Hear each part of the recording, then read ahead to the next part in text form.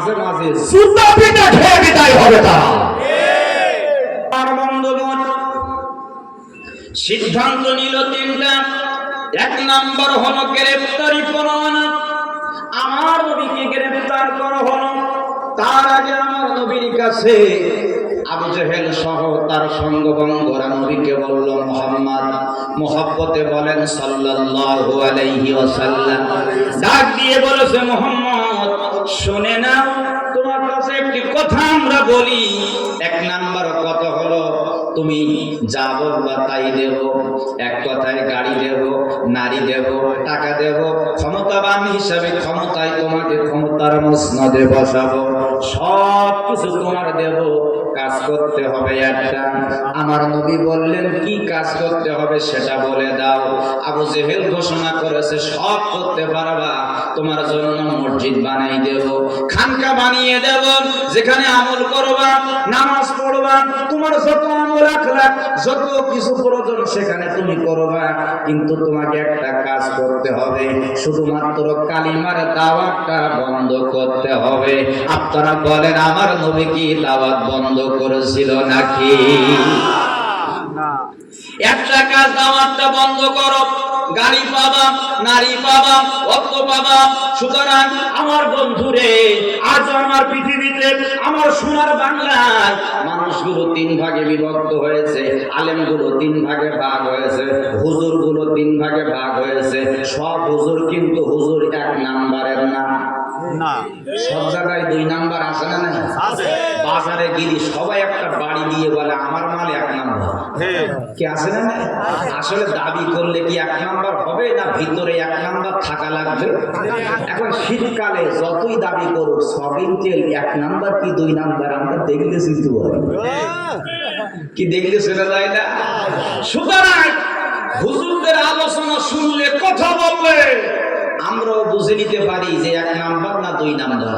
কিছু হুজুর জালিম সরকারের কাছ থেকে ভাতা পায়, কি পাইনি? এই জন্য আমি আমার ভাষায় বলি, হুজুর হলো তিন প্রকার। একটা হলো সরকারি, একটা হলো তরকারি, আর একটা হলো তরকারি। আছে না? কিছু হুজুর আছে আজ পর্যন্ত আল্লাহর রহমতে কোনো সমস্যা নেই। উনি বেশ ঠিকই, আগে ওজন ছিল 56 কেজি, আর এই 15 বছর ওজন নবী দেখে আর 10 কেজি বেড়ে গেছে। আমার বন্ধ করো। কিছু আলেম জেল খাটতে খাটতে, জরিমানা দিতে দিতে, এরপরে তারপরে খাওয়া নাই, ঘুম নাই, রাতে বিছানায় ঘুম হয় না, ওই যে ঘেরের বাসা ধান খেতের ভিতরে দিন যাপন করে, যার ওজন ছিল 65 কেজি সে তুমি 45 কেজিতে চলে এসেছে। কি কথা বলেন, হয়েছে কি হয়নি? আমার বন্ধুরে, নবীকে বলা হলো কাজ হবে একটা, দাওয়াতের কাজ বন্ধ করতে হবে, কালিমার দাওয়াতটা বন্ধ করে দাও। বিনিময় তুমি গাড়ি পাবে, নারী পাবে, টাকা পাবে, অর্থ পাবে।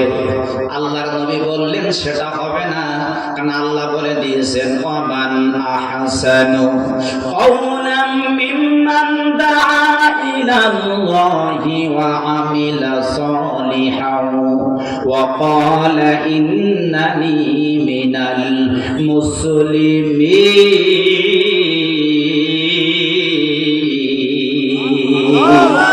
আরেকটু মহব্বতের সাথে বলেন আল্লাহ। বলেন আল্লাহ নবী জানাই দিয়েছেন, আল্লাহ বলে দিয়েছেন, ওই ব্যক্তির কথার যে উত্তম কথা হতে পারে না, উত্তম কোন ভাষা হতে পারে না, যিনি মানুষদেরকে আল্লাহর পথে, আল্লাহর রাস্তায় ডাকে, আল্লাহর রাস্তায় ডাকে, যিনি তার কথা হলো সবচেয়ে ভালো কথা, তার বাণী হলো সবচেয়ে ভালো বাণী।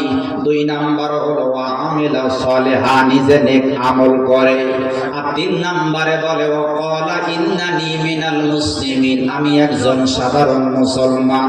মুসলমান দাবি করার আগে কাজ করতে হবে দুইটা। এক নাম্বারে মানুষদেরকে আল্লাহর পথে ডাকতে হবে, দুই নাম্বারে আমার বন্ধুগণ মানুষদেরকে ডাকার পরে নিজে নেক আমল করতে হবে, এরপরে মুসলমান বলে দাবি করতে হবে। আমার সাথীরা সহ সারা বাংলাদেশ পৃথিবীতে মুসলমান বলে দাবি করার অভাব নাই, কিন্তু সৎ পথে ডাকার বড় মানুষের বড় অভাব হয়ে যায়। ইতিপূর্বে যারা ডেকেছে তাদেরকে জঙ্গিবাদী বলা হয়েছে, তারপরে রাজাকার বানানো হয়েছে। আমার বয়স হলো 33 বছর, শেষ হয়ে 34 বছরে পড়েছে। আমার বন্ধুর 53 বছর আগের মামলা আমার নামে দিয়েছে। চিন্তা করেছে, শয়তান মনে হয় ওদের দেখলি ভয় পায়, কি পারবে না? শয়তান মারবে আমি হারিয়ে যাবো, কারণ ও যে কাজ করেছে। কারণ যে সময় আমার মার বিয়ে হয়নি, সেই মামলা যদি আমার নামে খাটি হয়, তাহলে আর মানুষ কি আর পৃথিবীতে পাওয়া যায়? কি কথা বলেন? এই বিচার হওয়ার দরকার আছে না? কথা বলেন আছে না?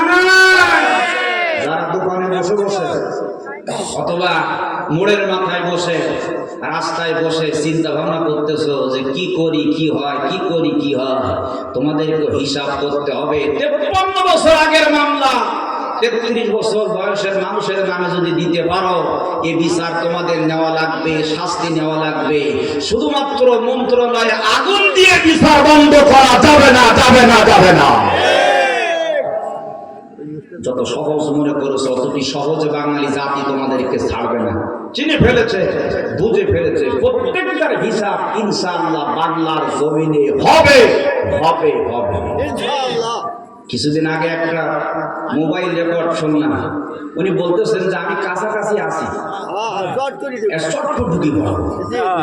কি শুনেননি আপনারা?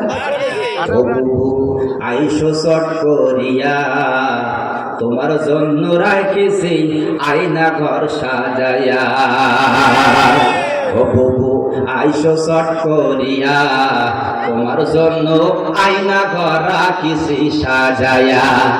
আমরা এয়ারপোর্টে বসে আছি জুতার মালা নিয়া, কি কথা বলেন, কথা বলেন, কথা বলেন। আমরা রাজপথে বসে আছি জুতার মালা নিয়া, বুবু আইসো চট করিয়া আয়না ঘর তোমার জন্য রাখিছি সাজায়া। যে আয়না ঘর তুমি বানাই গেছো, ওই আয়না ঘরে তোমার একটু দিয়ে মজা বুঝতে হবে যে কেমন হলো।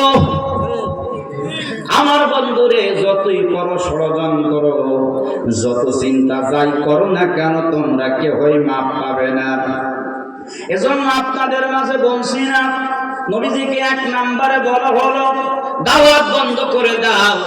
তোমাকে গাড়ি দেব, বাড়ি দেব, অর্থ দেব, সম্পদ দেব, টাকা দেব, মক্কার নেতা বানাবো। আমার নবী দাওয়াত বন্ধ করলেন না। 2 নম্বরে আবু জেহেল আমার নবীকে প্রস্তাব করেছে, ও নবীজি তাহলে আরেকটা সিদ্ধান্ত নাও, তুমি যেহেতু বছরে 12 মাস, 6 মাস তুমি চালাও, 6 মাস আমরা চালাবো। 6 মাস তুমি চালাও, 6 মাস আমরা চালাবো, তাহলে শান্তিপূর্ণ হবে, গন্ডগোল মারামারি হবে না, যুদ্ধ বিগ্রহ হবে না, আমরা শান্তিপূর্ণ ভাবে থাকতে পারবো। তোমরা সবাই মিলে আমাদের সাথে পূজা পার্বণ করবা, আমাদের ধর্ম পালন করবা। 6 মাস যখন হবে তোমাদের ধর্ম বন্ধ করে দিয়া আমাদের ধর্ম স্টার্ট হবে, আমরা সবাই মিলে তোমাদের সঙ্গে নামাজ রোজা করব। আপনারা বলেন ইসলাম কি এই বিধান আছে যে 2 ধর্ম একসঙ্গে পালন করা যাবে? 2 ধর্ম একসঙ্গে পালন করে যারা 1 নাম্বার হাইব্রিড জাতের মুনাফিক হলো তারা। আছে না নাই? আমার বন্ধুরে, কিছু মুসলমান আমার বাংলাদেশে এমন আছে যারা আমার বন্ধু 2 ধর্ম একসঙ্গে পালন করতে চায়। ওরা সব দিকে থাকে, বলে আমরা এদিকেও আসি ওদিকেও আসি, আমরা বললাম বুয়ে মাসি। এই বুয়ে মাসি মার্কা মুসলমান হইলে আল্লাহর জান্নাত পাওয়া যাবে না। নবীজি বললেন, ও আবু জেহেল তোমার দ্বিতীয় প্রস্তাব, তুমি 6 মাস আমি 6 মাস, আমি এখন কিছু বলতে পারবো না। এ বিষয়ে আমার আল্লাহ যেটা বলবেন আমি সেটাই মেনে নেব। আল্লাহ পাক জানাই দিলেন লাকুম দীনুকুম ওয়ালিয়াদ্দীন। আরেকটু জোরে বলেন আল্লাহু আকবার। আল্লাহ জানাই দিলেন যার ধর্ম সে পালন করবে, শান্তিপূর্ণভাবে পালন করবে, কারো ধর্মের করে চুনকালি মারা যাবে না, ধর্ম পালনে বাধা দেওয়া যাবে না। আমার বন্ধুরে আজ পর্যন্ত ধর্মই বাধা দিয়েছে যারা স্বধর্মের লোক, অন্য ধর্মের লোক না। আপনারা দেখেছেন না মন্দিরে দূরে একটা ঝামেলা হয়েছে, অপ্রীতিকর ঘটনা ঘটেছে, কিন্তু তদন্ত করে দেখা যাচ্ছে যে ওদের তাই ওরাই ভেঙেছে। তদন্ত এসেছে না সেটা? আমার বন্ধুরে আমাদের ওয়াজ মাহফিলে যারা বাধা দিয়েছে ইতিপূর্বে আমার ধর্মের লোক বেশি। কি কথা বলেন? দেখেন হুজুরের সামনেতে মাইকেই নাই, উনি বড় হুজুর সাজে, তাই এখন ডাকতে চান মাইকিকে হাতে দেখা। কি কথা বলেন না? আর আসতে পারবে? আর আসতে পারবে? আশা তো দূরের কথা, আমার বন্ধু ওদের নিজেদের চিন্তায় ওরা ব্যস্ত। কথা বলেন দেখেন, আল্লাহ ধরে ধরে ধরে না, ধরলে আল্লাহ আর ছাড়ে। আমার বন্ধুগণ, কথা অত্যন্ত সংক্ষেপ।